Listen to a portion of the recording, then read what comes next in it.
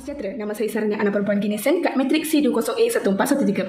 Hari ini saya ingin membentangkan latihan siap iaitu Students in Enterprise Program yang dijalankan selama 4 minggu di restoran biryani.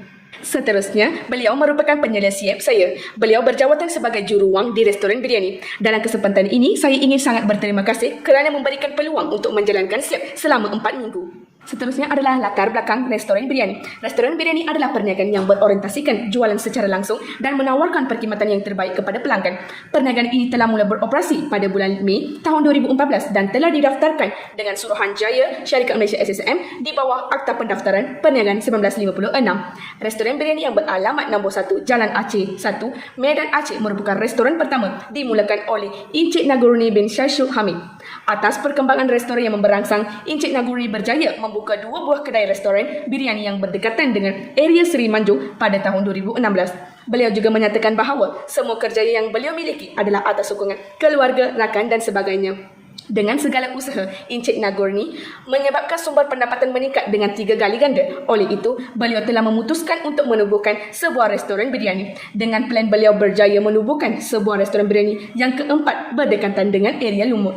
Kesimpulannya adalah Encik Nagurni merupakan usahawan yang amat bertanggungjawab dalam menjayakan perniagaan beliau.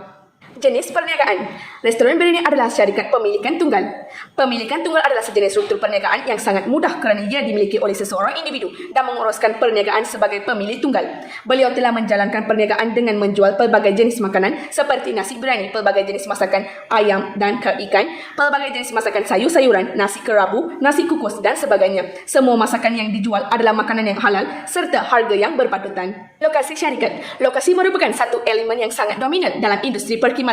Restoran biryani terletak di Kampung Aceh iaitu tengah kawasan perumahan dan alaman kampung serta kawasan perkilangan, persekolahan dan sebagainya. Terusnya, pasaran sasaran.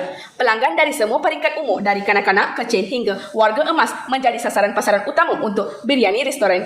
Membandangkan semua makanan tradisional yang dimasak di restoran biryani adalah berasaskan makanan halal dan restoran ini menarik pelbagai jenis tetamu daripada semua kaum termasuk Melayu, Cina, India dan lain-lain. Oleh kerana penduduk kawasan itu agak tinggi, kebanyakan pengunjung adalah Melayu dan India. Strategi pemasaran. Produk.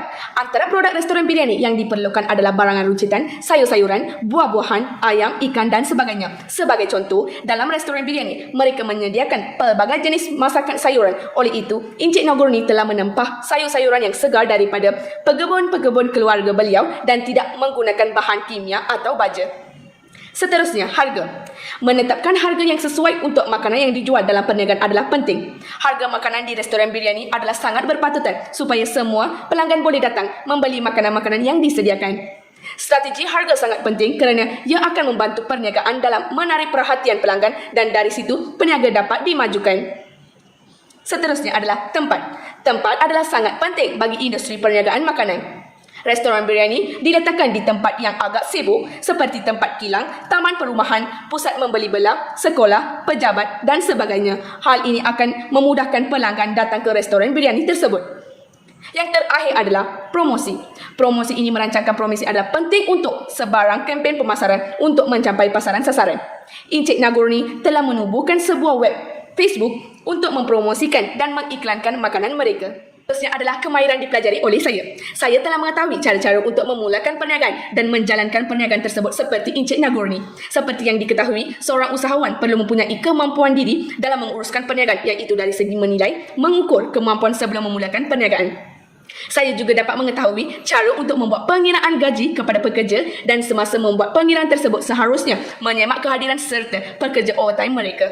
Saya juga dapat mengetahui bahawa seorang usahawan seharusnya memiliki sikap bertanggungjawab dan adil terhadap pekerja-pekerja. Hal ini dikatakan demikian kerana mereka dapat bekerja dengan bersungguh-sungguh dan menjaga restoran dengan baik. Kita sebagai pemilik seharusnya bertanggungjawab atas kebajikan pekerja-pekerja seperti menjaga dan membantu mereka semasa mengalami kesusahan. Dengan itu, saya juga mengetahui cara perbelanjaan sesebuah restoran dalam perbelanjaan, penyelenggaraan, pengiraan gas dan sebagainya.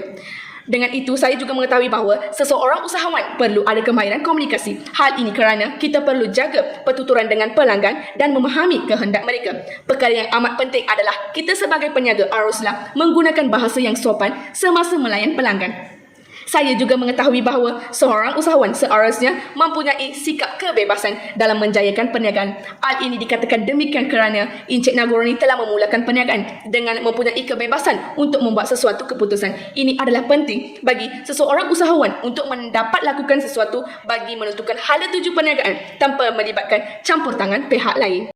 I sekali adalah lampiran bukti gambar saya dalam menjalankan latihan siap.